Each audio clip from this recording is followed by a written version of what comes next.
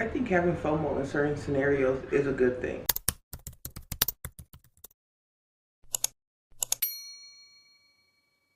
I think in majority scenarios, it's not that good of a thing.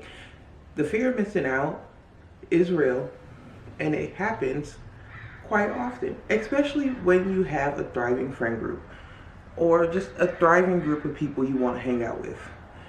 You're going to see them do things that you cannot get to.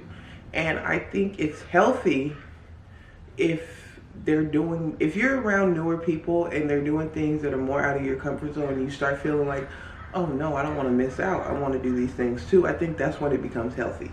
I think trying to be at everything just because people are going, or you know someone that's doing it, that's when it's unhealthy. Wanting to hang out and do different things and be outside and be active, be a participating member of society is good. So I think with FOMO, you have to kind of have a balance when it comes to it. Like on one side, you can't want to be at everything, even if it's to your detriment. But on the other side, you should desire to go some places and do some things all the time. I'm just kidding. All the time is when it doesn't work. Trying to be somewhere all the time is when, oh, it's not that beneficial to you. It's not that beneficial to you to try and be everywhere all the time, all at once. What's beneficial is the desire to be out. That's beneficial to you. So I feel like if you're trying to work on FOMO and trying to make it so that you don't feel like it all the time. Like sometimes people are just going to do things and you're going to want to be able to do them too, and you just missed out, and that's going to happen. But I feel like when it becomes all the time, everything, like you see your friend at a park reading a book by themselves and it's like, oh my gosh, I can't believe I missed that. That's when it's gone too far. You got to reel that in real quick. I think there needs to be a comfortability with being alone and being by yourself and not being at everything. That's when dealing with FOMO is easier. Trying to be with everything that's going on. Okay. FOMO is like,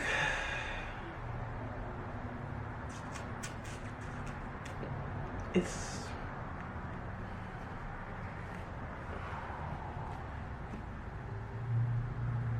feeling left out is never fun.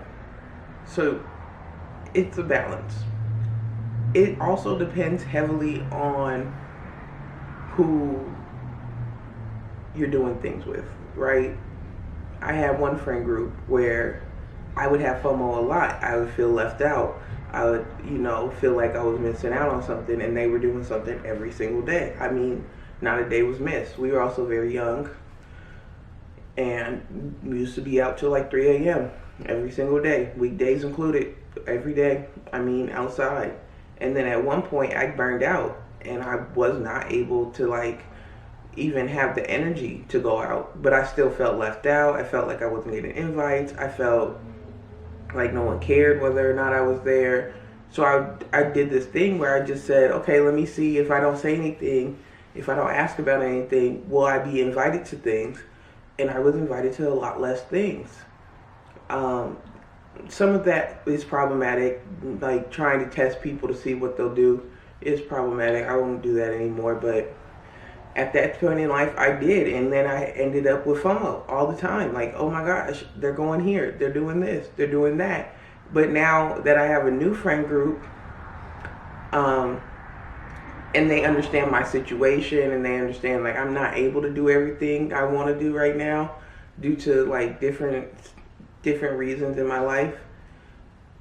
It's not necessarily like I don't feel left out. And I feel like with FOMO, if you feel left out, that's when it's like, okay, this is not healthy. You shouldn't feel left out from your group of friends if they're doing something without you. Now, you could be like, oh man, I wish I would have been there. I feel like I missed the opportunity. I wish I would have known everybody was going. But also, like, you have to reflect on what you're doing and where you're at. Like, my friends recently just went camping. I was like, damn, that was really pretty. I love to take pictures. So I was like, man, I would have loved to like be there and take pictures, but I don't have a camping bag.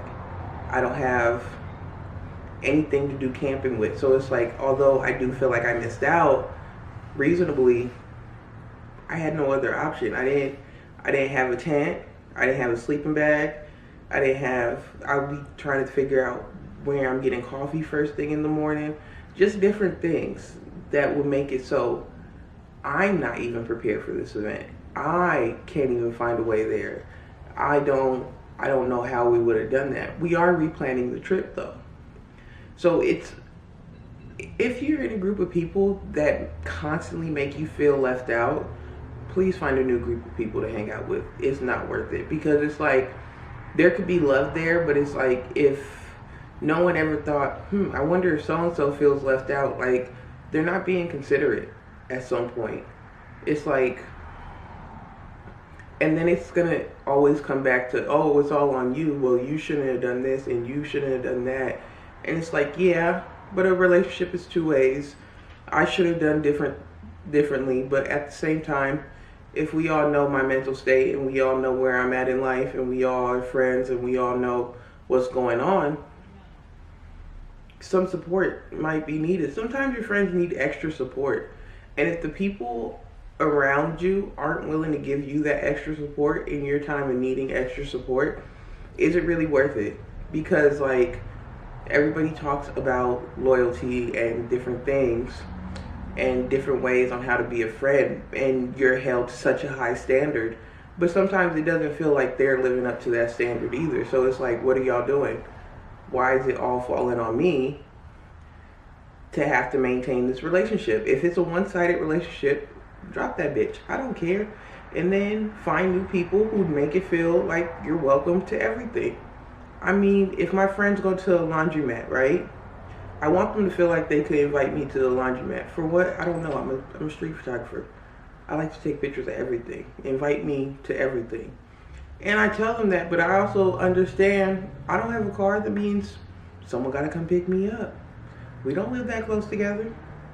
I don't have no gas money. Like, it's so many things to add on to it, but I understand, like, this group of friends I have now go out of their way to include me. That's Venus. She'll be a co-host sometimes. Right now, she just wants to sit in her corner and enjoy her life. You'll see her shadow, and that's all you get of her today. Don't ask her for nothing else. But I think with FOMO, it's like you have to check who you're around. Right. A big part of it is checking who you're with, who you're around, and what they're doing, how they're treating you. Because after a while, it's not FOMO. It's you're literally being left out, sis. You need new friends. I can't put that any other way.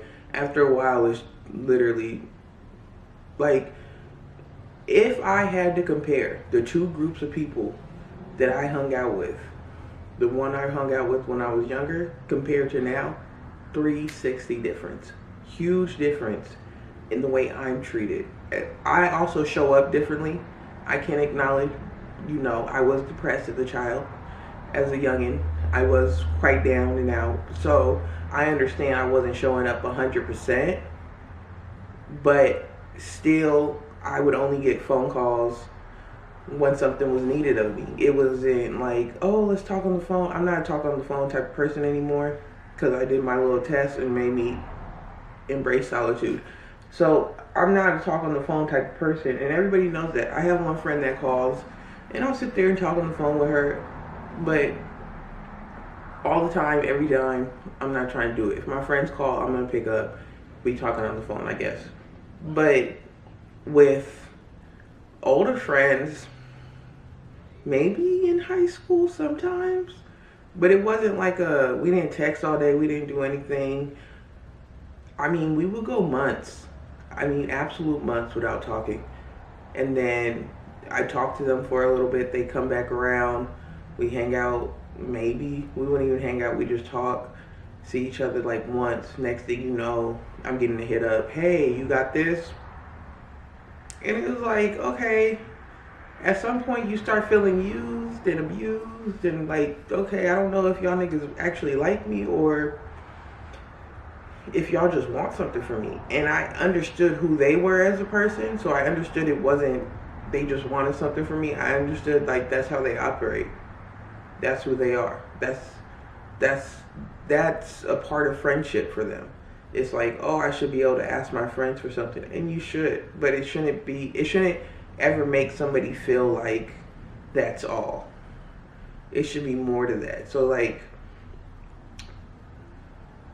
I would always feel left out, and I would be feeling like, oh, I'm missing out. And like, I would have these huge depressive episodes where I was able to disappear for a year. I went through psychosis recently, and I planned an event. I planned a craft night, and my homegirls was gonna come over. I went through psychosis within a week. Them hoes showed up to my mama's house. They said, oh, I don't know what's wrong with Lauren. Let me pull up to my mom's house. I don't think my old friends would have done that. I don't think they would have even known. I don't think they didn't know, because I went through it twice. And I went through psychosis, no clue. And one of my friends was like, yeah, I don't care about you sending me TikToks and something. I just knew something was wrong. And like, the support I got from that, like on my bumper, I mean, my friend messaged me on every platform there possibly is, trying to see if I was okay. And that type of support can't be bought, and it can't be taught. You're either really someone's friend and really checking in on them, or you're not. And like, the thing is, my old friends knew how to do that. It's not like they were awful people. I mean, amazing people. I'll give them their chance every time. They knew how to check on you. They knew how to make sure you felt included. They knew how to do that. They just weren't doing it for me. So it's like, although I was like, oh no, I'm gonna miss out. Oh no, they're doing this. Oh no, they're doing that. Oh, I wish I could have been there. No one was calling me to invite me. No one was, checking if I wanted to go. No one was seeing if I was okay. And I mentioned, hey guys, real depressed over here. Horrible time. Having a horrible time. And still nothing. So it's just like, adding everything up makes you have to look like, am I really missing out, or am I being left out? Coffee break. This video is sponsored by nobody. Not yet. We working on it. That's where my FOMO coming in for real. You want to hear FOMO? I see everybody with these brand deals, these sponsorship, these ads they're doing, and what do I get? I don't have none of that. I want to work with Canon. I want to work with Sacred. I want the Sacred PR box. It was real pretty. It looked like lapis lazuli, and I'm sorry, this is an emotional topic. I'm gonna have to change it. No, but like, if you have FOMO and you feel like you're being left out, right? You have FOMO, you feel left out. That's not FOMO. Get new friends. If it's you just missing out, you feel like you're missing out a little bit, I think that's healthy. I think it's okay to feel like you're missing out a little bit. Like, you can't be at everything all the time. You gotta have your own priorities and own things to do. Like, you should have an individual life as well. There should be something that you have to have something going just on your own. You can't have something going with everybody else. If all you have going is other people, baby, sit down. Do something for yourself. But left out. You shouldn't feel left out ever in these situations. You should feel like you're just missing out a little bit, like, I wish I was there. That's it.